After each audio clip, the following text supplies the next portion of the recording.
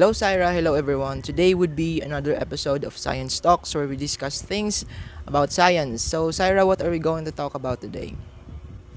Hello, Spencer. Hello, everyone.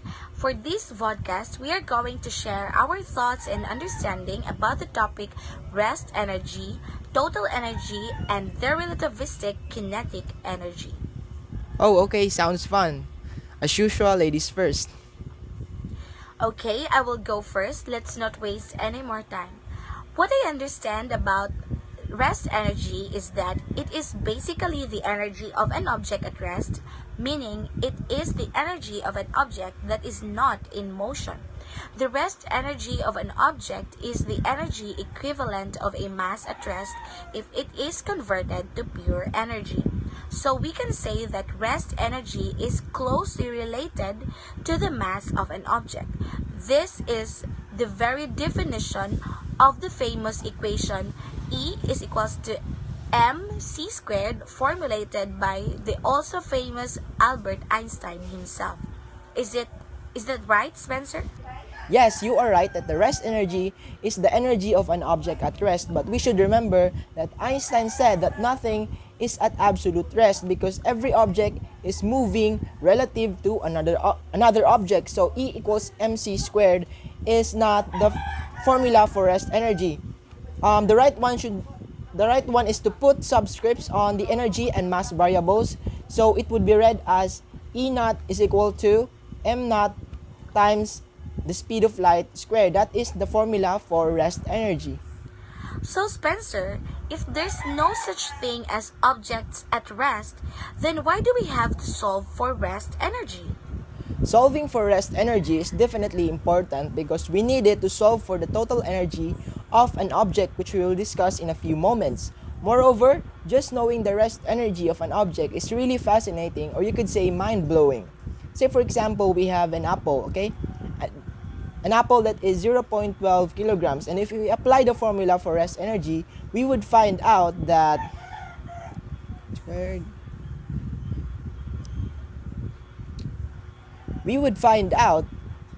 small apple actually contains 1.1 times 10 to the 16th kilograms meter squared per second squared. That unit is joules. So the small apple actually has 1.1 times 10 to the 16th joules of energy. And if you're wondering how much energy is that energy is enough to power all of the United States energy needs for half an hour. Imagine that energy coming from a small apple. That's amazing, Spencer. If we could just find a way to harness the pure energy of an apple, then our country would have an abundant supply of energy and we won't have to pay for that outrageous amount of electricity bill.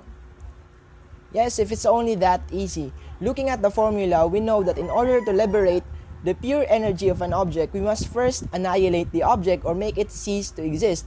But that raises the question why stuffs exist in the first place. But that topic is not our focus for this podcast. So let's move on to the second topic, which is total energy.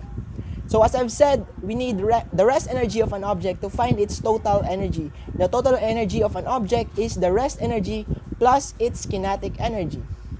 Yes, and that would mean that kinetic energy is the total energy minus the rest energy of an object. Indeed, so would you mind elaborating this for our viewers, Syra? Sure. Okay, so as we've discussed, an object has rest energy simply because it exists. But if we can make it not exist, then we could liberate that pure energy it contains. That is basically the main thought of rest energy, right? Now, relativistic total kinetic energy is completely different because it addresses Einstein's theory that nothing is in absolute rest. And we know that whenever we deal with calculations involving relativity, there is always this variable called lambda. And the lambda is equal to 1 divided by the square root of 1 minus v squared over c squared. So simply, multiplying lambda to the rest energy of an object, then we could get the total energy of an object. It's that simple. And for the kinetic energy, that is basically the total energy minus the rest energy of an object. Say for example an apple again. And we know that the apple has rest energy, or we could say pure energy. And if that apple accelerates through space, that means its velocity increases, and therefore its total energy would significantly increase. That increase in energy due to acceleration is what we call kinetic energy.